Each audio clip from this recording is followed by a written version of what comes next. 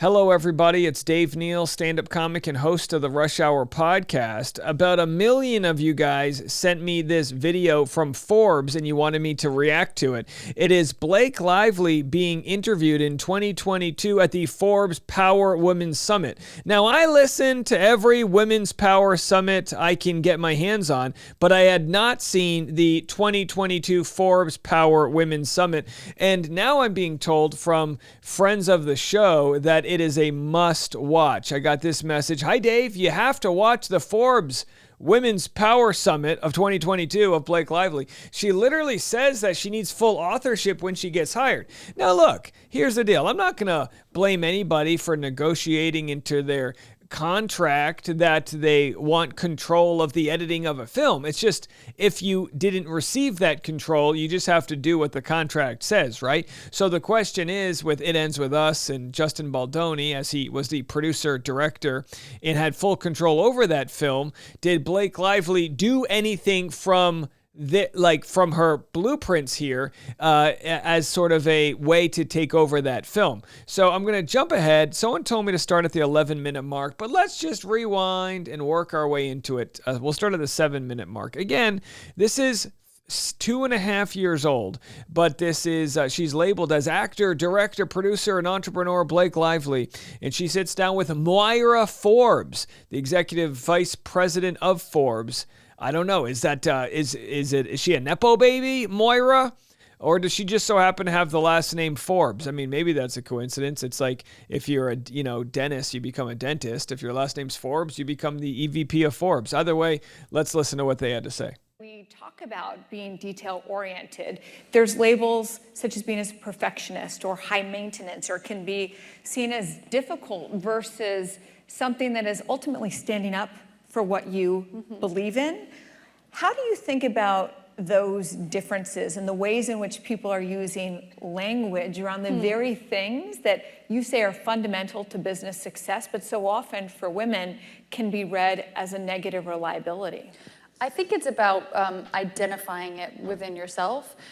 So there are moments, it's just as important to say, okay, I believe in this, and that's why I'm standing up for it, and that's why I'm not being difficult. And then there are other moments to go like, am I the asshole in the room? Like, what is happening here? And some people are saying, yes, Blake, you are. Now, there's been a lot of receipts shared by people that Blake's kind of, taken control of different things or been a diva on set. I mean, I've worked on some of these projects, and I've heard from people firsthand that they thought Blake and her husband Ryan were both that way. So it's not necessarily a gender issue. It's how do some people act when they're under control? You ever been to a friend's house back like in high school or college, and they throw like a house party and they just become an a-hole because they have a little bit of control? We see this all the time, where that person who gets a little control can kind of it can consume them. Is Blake that way? I don't know. Or is she just standing up for herself?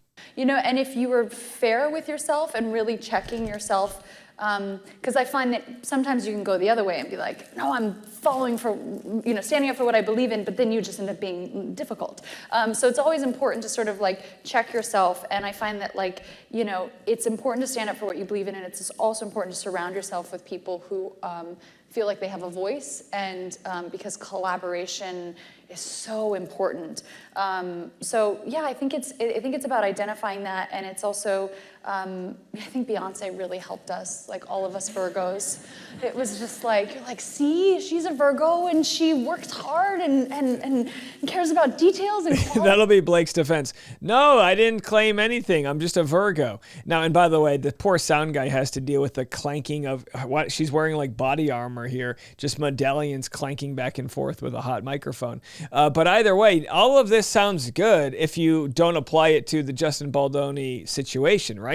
You want people to stand up for what they believe in. But if you're an actor and not a director, you don't have that vision. Like Beyonce is in creative control as a pop star, a little bit different than someone who's hired as an actor. I suddenly got to reclaim Virgo-hood thanks to Beyonce. So thank you, Beyonce, for all of your gifts you've given the world, but really for that. But I think there's just suddenly, joking aside, there's suddenly a face to what that looks like when it's, when it's done well and respected. And so you have to project the respected version of yourself onto that. and then you live up to that, maybe. You know, it's kind of, I think it's finding those people who you identify with who are doing it well, and you know, trying to model that within yourself. Because it's easier to see other people and admire them than it is to see yourself. And of course, talking of Taylor Swift and Ryan Reynolds. To do it in practice. All these things we talk about are so simple, right, in terms of when we talk about them, but in practice, they're the most excruciating, challenging things to do with discipline day in and day out. I want to go back to what you mentioned around this idea of sort of red flags and the difficulty and failures that are an inevitable part of all of our careers. And the lessons, you know, learned from it. I'd be curious, you were an actress, you now direct, produce, you again, multi-hyphenate career in the entertainment industry, now within the business arena. Where is this stretching you most professionally? Where is it taking you outside of your comfort zone? That's an interesting question. Time. Like, I think time is the biggest thing, because I care so much about quality. I don't want to do a lot of things. I want to do things that I know I have time to do well. And by the way, I would imagine that that's what it was with It Ends With Us. She cared about the quality. She thought she was offering a better solution than what Justin Baldoni was. And maybe she thought that because she was more experienced. By the way, Moira Forbes is the daughter of Steve Forbes, who was the former Republican presidential candidate, chairman and editor-in-chief of Forbes. All right, there it is. We got a Nepo baby. Hey, I'm sure she earned, becoming the VP of Forbes. I'm sure. If they ever want to interview me, I won't call that out. And a lot of that is surrounding yourself with the right people. Because if you have the right people who you value creatively, professionally, they help you be the best version of yourself, and you help them be the best version of themselves. But also, like, the drain of time of working with people who are, life is too short to work with people who are assholes. Sorry to, like, you know, for that to be the word. Justin's like, you're telling me this now. Of the day, but it's like, I want to work with nice people, and it doesn't mean that there isn't confrontation, that there aren't challenges, that there isn't friction, but like, when you work with people where there's a mutual respect, it frees up so much time emotionally, practically, and you're so much more productive. So for me, I think, if anything, the way I choose a job now is this going to be is my time going to be valued and well used? And the metric which I use to judge that is, like, am I working with good people who respect me and whom I respect? And of course, from all the text messages, it looked like Blake and Justin were going down that path until they weren't. I'm very fortunate to be in that position, because I haven't always been in that position. And it's why I'm more selective, but it's why I'm more proud of the work I'm doing now than I ever have been, because of the people that I'm collaborating with. If people are... So she says she chooses projects very carefully. So again, maybe this means, because she doesn't take on that many projects, she wanted It Ends With Us to be perfect, and she's going over all the details, and I'm in control of this, and they're like, we don't need you to do all that. And she's like, I will do all of this. I'm Khaleesi, fire breathing and all that. That's okay. So we're starting to just paint a picture here. Again, nothing illegal if this is how you want to operate. You will be considered difficult if your job is not to do that. When people say, oh, so-and-so is difficult, it's because they're doing things that they're not being paid to do, or not doing things that they should be paid to do. One of the critical drivers of how you choose projects. You're someone who has no shortage of opportunities that come to you.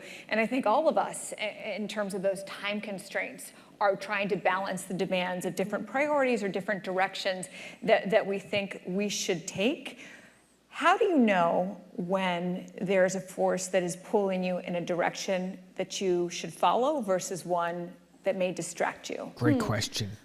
I mean, I think I've just done it enough. You know, you learn to sort of, when I was younger in my life and career, I would sort of shape myself to the version of myself that I thought that they wanted. Or when I would show up on a set, I knew that they just wanted me to show up and look cute and stand on a little pink sticker where I'm supposed to go and say what I'm supposed to say. And by the way, that's the crux, right? You realize that acting can be superficial. That's why Matthew McConaughey was sick and tired of doing Fool's Gold, which sad because I love Fool's Gold. I didn't mind if you did 5 Fool's Gold movies in a row. Give me another Fool's Gold. But either way, I mean, How to Lose a Guy in 10 Days, he was finally like, give me something of depth. It gets annoying to just be the pretty person on camera. Trust me, I know. I mean, come on. But I also knew that like that wasn't fulfilling for me, that I wanted to be a part of the storytelling, that I wanted to be a part of the narrative, whether that be in the writing, in the costume design, in creating the character. And sometimes I had directors or producers or writers who would welcome that and invite that once they saw that I was able to offer that. And sometimes I would have people who really resented that. Well, I'll just say this. It's annoying because, we lost it here. Where the hell were we? It's annoying because you're not paid to do that. Like, there are other people that are paid to be that guy or that gal. So that's why it can be annoying for the directors, because it's like, we hired a wardrobe person. They know everything about wardrobe. That's not your job. You learn to sort of, when I was younger in my life and career, I would sort of shape myself to might have felt like a rug pull, because you're like, you're trying to assert yourself into something that we didn't hire you to do. Exactly. And so it was a really strange position to be in, because I felt like I don't want to just like be an actor. Like I want to have more authorship. So I think that just buy the rights to the project. I think that it's about knowing what I want and what I need and representing that from the outset. And if people are into that and want to collaborate with me for all I feel like I need to offer and bring to a job, then those are the people I should collaborate with. And if I see that it's people who are, whether this is in business or acting or whatever it is, where it's people who I can see that feels like that's stepping on their territory, that's not going to ultimately be a fulfilling relationship for either one of us. So I think it's about being upfront about like knowing what you actually need versus just like trying to get the job, and then once you're in it, sort of revealing the scope of your sort of needs to be fulfilled. And by the way, I understand that, yeah, sure. If you're gonna be choosing only 1 or 2 projects a year, make sure you have good vibes with the director. Make sure they know that you want to be more than a pretty face. Like, that all makes sense. Like, that's not the problem. And like she said, you don't want to surprise them on the day. I'm sure she had conversations with Justin where she really wanted to build this character and whatnot. But then the problems became that they'd have to like ship all the clothes to her penthouse, and then they'd have to do all these things. So it's like she talks about wanting to be a collaborator, but then when it came time to collaborating, she didn't want to be involved when the intimacy coordinator wanted to sketch out the scenes. She wasn't there, she wouldn't come down there for the fittings when they needed her. So it almost seems like she really is Khaleesi. She wants to be involved, but she wants to be the one riding the dragon, not the dragon riding her. Does this make sense? It's leading with your authentic self, right? And in terms of unapologetically versus trying to hide it, it is what makes you great and brings out your best work. But it's hard because you feel so replaceable, and people tell you all the time, how replaceable you are. So it's like, I have to do this thing to get the job. Listen, when you're hired as in an attractive role, you are replaceable. Like, that's the truth. Your acting has to transcend that, like a Meryl Streep. Like, there's a million actors like Kate Winslet that transcended the cute face, but a lot of them got their initial start because they were the young, beautiful person. Like, that's how acting works sometimes. Like take her partner, her co-star Chase Crawford. God bless the man. He's a beautiful man. I haven't seen anything he's done in years. He didn't transcend the good-looking guy versus Penn Badgley did. He plays the creepy guy on You. So, and again, Blake dated Penn, right? So there's, you can transcend that pretty face, but also like, that's why you were hired, so you will be replaceable. You need to, that's why the people that have the most longevity in entertainment are the ones in control of the production room, right? The producers, the writers have a lot more value because they don't age on camera the way actors may. So again, it sounds ageist and sexist. I'm just explaining to you what I've seen from working in Hollywood. And she talks about wanting to build equity. Like, that's fine and all. But in this movie, she did not have any ownership over the movie. She was paid $3 million. Maybe she had a back-end deal where she would get a split of the profits. But either way, she was an executive producer, which is the lowest level. That's really just like a participation trophy they give stars. So it's tricky, you know. Zigzagging. It is, and sometimes you lose the job, you know. But like, if you did it and you weren't fulfilled anyway, then it wasn't worth it.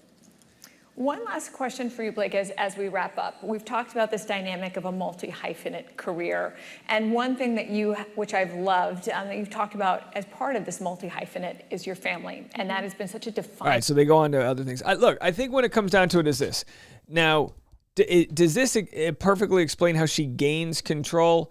Well, it really depends how you look at it. You know, again, no knock on her if she wants more creative control. But if you get into the project and then the project starts and then you know you can't be fired because the project started and then you start asking for more and more, what's it, give a mouse a cookie, that seems to be the scenario that happens with Blake. You give her a cookie, next thing you know, she's suing you for sexual harassment, if that's what happened. Now, it could be a case where she's got evidence we haven't seen yet and maybe, you know, he crossed the line. But again, that's something that we're going to wait and see how it all plays out. But I did find it interesting that this sort of Forbes interview leaked. It's no smoking gun. It's not going to be used in court, but it just goes to show how cutthroat it can be for people who want to get their voice out there. I think, if I can just wrap this up with a bow, the real issue here is Blake has worked on previous projects where she did have more creative control. So coming on It Ends With Us, maybe she gets bored. Maybe she's like, no, give me some more things to take care of. You're not stepping on the line. I'll carry the lighting kit. What do you need from me? And then they go, look, we got it all. Just say your lines. And that's exactly what she doesn't want to do. Because by the time you're on set, the collaboration's already over. You've already worked out your character, your wardrobe, and all those things. And then you just have to perform. But it looks like during that performance, that's what, she's part of what she's now claiming is when Justin crossed the line. All right, there it is. Let me know what you guys think. Did you find any nuggets out of there? Blake Lively wants authorship. Join the club. We all do. I own my channel here. I don't want to give it to anybody. I want full creative control till death do me part. That might mean some of you guys unsubscribe because you don't like me. You know what I mean? It's like you gotta be all right with just being you, Blake.